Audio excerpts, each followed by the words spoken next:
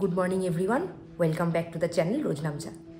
তোমাদের সাথে আমি শেয়ার করেছিলাম যে ঝনককে নিয়ে চিন্তায় পড়ে গেছি খুব।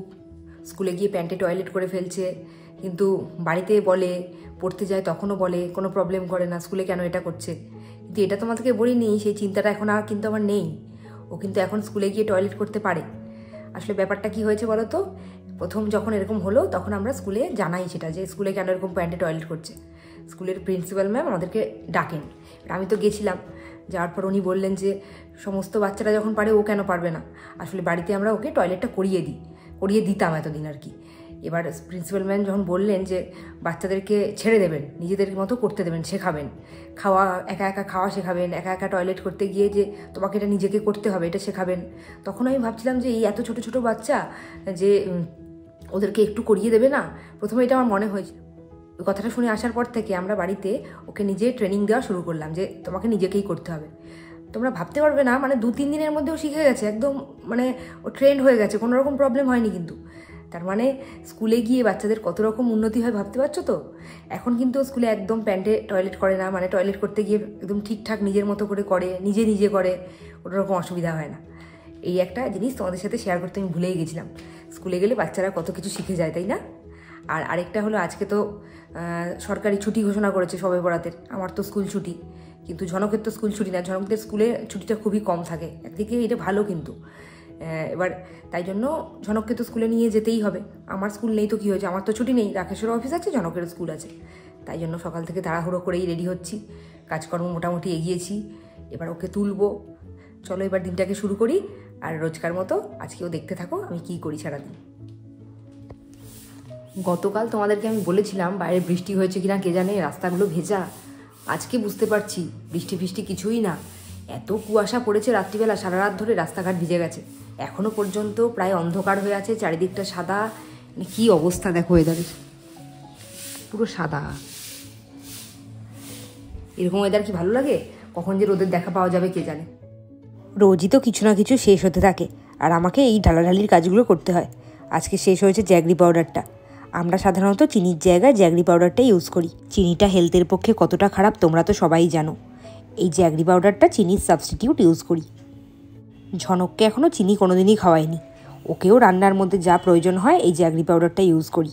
তবে জ্যাগরি পাউডারটা যে কোনো রকম ক্ষতি করবে না, শরীরের পক্ষে খুব ভালো খাওয়া এমনটা কিন্তু না। তবে চিনির থেকে অনেকটাই ভালো। চিনি কিন্তু মোটেই ভুলেও খেও না। যারা হেলথ নিয়ে খুব চিন্তাভাবনা করো তারা আজ থেকেই চিনিটা বন্ধ করে দাও। এই দেখো, এইটা এরকম ডাস্ট হিসাবেই বিক্রি হয়। এখনকার দিনের বেশিরভাগ প্যাকেজিংগুলোই জিপ লক হয়, এই জন্য আমার প্রবলেম হয় না। পুরোটাকে তো কৌটোতে ধরলো না, বাকিটা আমি রেখে দিলাম স্টোর করে।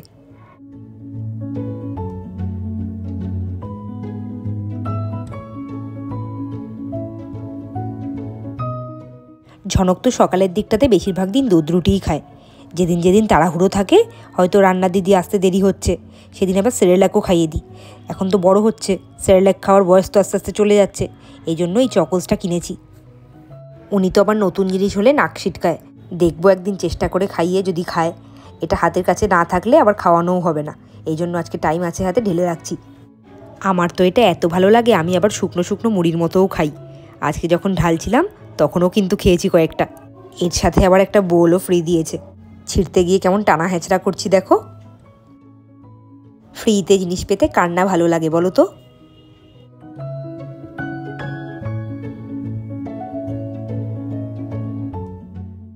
সমস্ত কাজকর্ম সেরে ঝনককে স্কুলের জন্য রেডি করিয়ে দিয়েছি।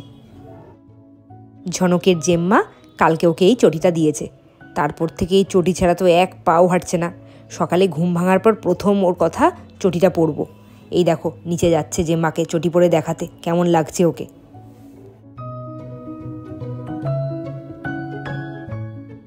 এই যে আমার গীতাদি, যার প্রশংসায় আমি পঞ্চমুখ হয়ে থাকি সর্বক্ষণ তোমাদের কাছে। কেন প্রশংসা করবো না বলো তো? আমার এত হেল্প করে, দেখতে পাচ্ছ এখনও কিন্তু আমার হেল্প করে যাচ্ছে সমানে।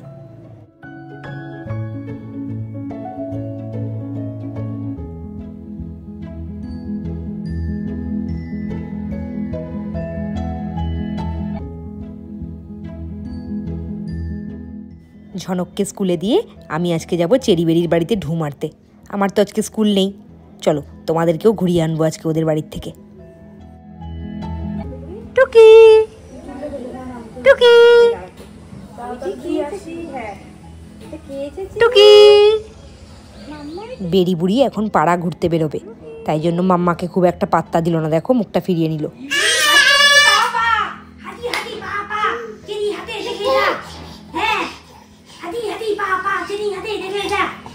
চেরি কিন্তু খুব ঘরোয়া মেয়ে, ও কিন্তু বেরির মতো ওরকম পাড়া ঘুরতে বেরোয় না। এই দেখো হাঁটতে শিখেছে ধরে ধরে এখন। আজকে একেবারে মোক্ষম সময় এসেছি, এদের তেল মাখা, স্নান করা সমস্ত কিছু দেখতে পেলাম, আর তোমাদের সাথেও সেটা শেয়ার করছি। দেখো কি ভালো লাগছে না? মনে হয় দুটো ছোট্ট পুতুল, ওদের কাছে এলে সমস্ত চিন্তা ভাবনা সব এক নিমেষে দূরে চলে যায়। এই দুই বোনেরই একই স্বভাব, পায়ে জোর হয়েছে তো কিছুতেই বসতে চায় না। তোমরা ভেবেছো আমরা একজনের কাজ করতেই হিমশিম খেয়ে যাই, আর রুমের অবস্থা ভাবো, একজনকে সমস্ত কিছু কমপ্লিট করে দিয়ে আরেকজনকে শুরু করতে হয়। এই দেখে এদিকে তাকা, এই চেয়ে এদিকে তাকা। কারেন্টের শক খেয়েছে মনে হচ্ছে। স্নান করার পর এখানে শোয়ানো হয়েছে, কেমন পরিষ্কার রুম দেখলেই বুঝবে। বাড়িতে দুটো বাচ্চা আছে। হ্যাঁ, খাটটা দেখো, এই যে বেরি ঘুমোচ্ছে। বালিশ বিছানাগুলো একদম পাট পাট করে ভাঁজ করা, বিছানাটা টান টান একদম, সব জায়গা গোছানো, কোনো জায়গাটা অগোছালো না।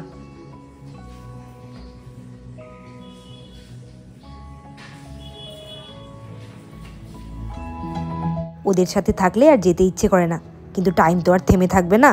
ওদিকে ঝনকের তো স্কুলের টাইম শেষ হতে চললো, আমাকে তো যেতেই হবে। না, এবার উঠি। ব্যাস, চেরি বেরির সাথে টাইম কাটানো আমার ওভার। এবার যাই ঝনকবাবুকে স্কুল থেকে আনতে। আর আজকে ঝনকবাবুকে স্কুল থেকে কার সাথে আনতে যাবো জানো? ঝনকের মোমোর সাথে। মোমোকে দেখে খুব এক্সাইটেড হয়ে যাবে জানি, আর চেরি বেরি বাড়িতে আসার জন্য বায়নাও করতে পারে, কিন্তু সেটা তো মেটানো যাবে না। এখন ঝনককে নিয়ে যাব দাদুর বাড়িতে, কেননা রাত্রিবেলার পড়া আছে আর রাকেশেরও ক্লাস আছে। বারবার যাতায়াত করা সম্ভব হবে না ঝনককে নিয়ে। ওখানে গিয়েই খাইয়ে ঘুম পাড়িয়ে দেবো, ওখান থেকে পড়তে যাবে। চলো যাই, ঝনককে নিয়ে আসি।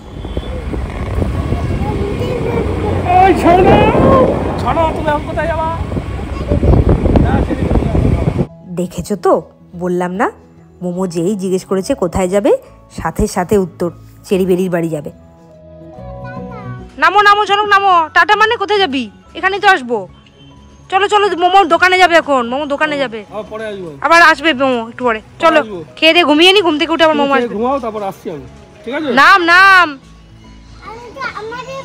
আমাদের বাড়িতে আজকে যাবো না, আজকে তো বাবা আসবে এক্ষুনি। চলো। বাড়িতে এসে ঝনককে খাইয়ে দিয়েছি।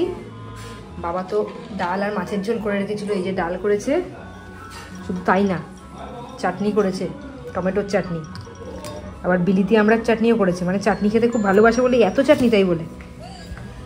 শুধু তাই না, এদিকে সবজি দিয়ে মাছের ঝোলও করে রেখেছে।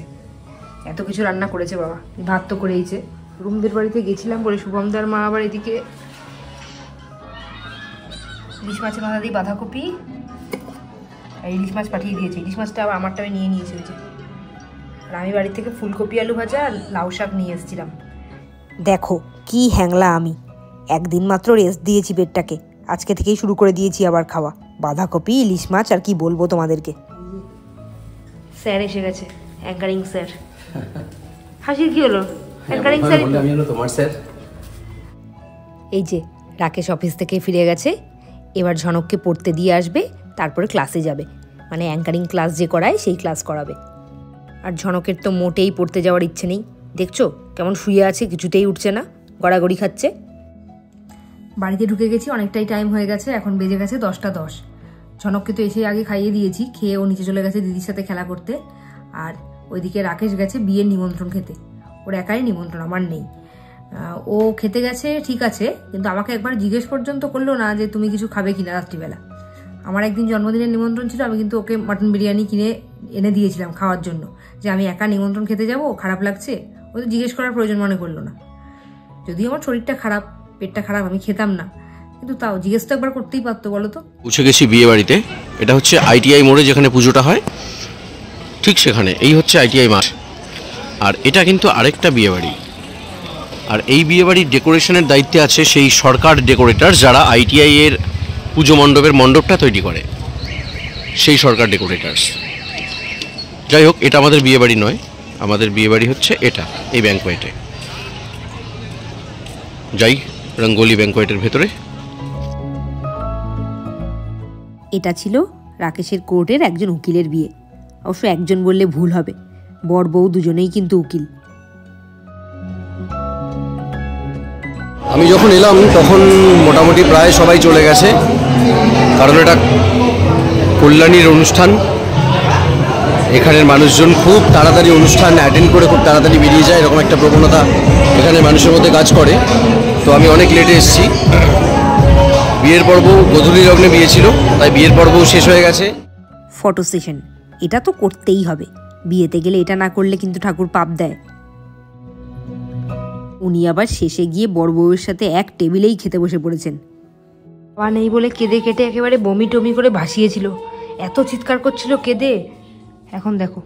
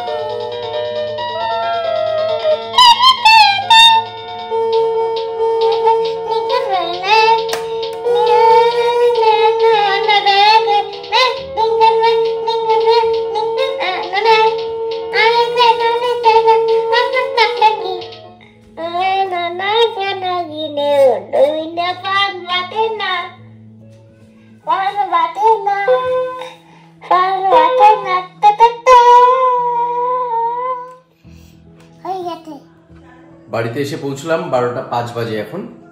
যাই হোক, বিয়ে বাড়িতে যেহেতু অনেক দেরি করে গেছিলাম, সেই কারণের জন্য খুব একটা বেশি লেট হয়নি। একদম মানে দেখতেই পেলে স্পেশালি বর এবং বউয়ের সাথে বসে খেয়েছি আর কি, ওদের ফ্যামিলি মেম্বারসদের মতো। আর বাড়িতে এসে পৌঁছলাম, এখন রেকর্ডিংয়ে বসবো। সকালবেলায় আবার একজন রেকর্ডিং করার জন্য আসবে 7:30টার সময়, অর্থাৎ খুব তাড়াতাড়ি উঠতেও হবে আমাকে। তো আজকের মতো তোমাদের সবাইকে গুড নাইট বলবো, শুভরাত্রি।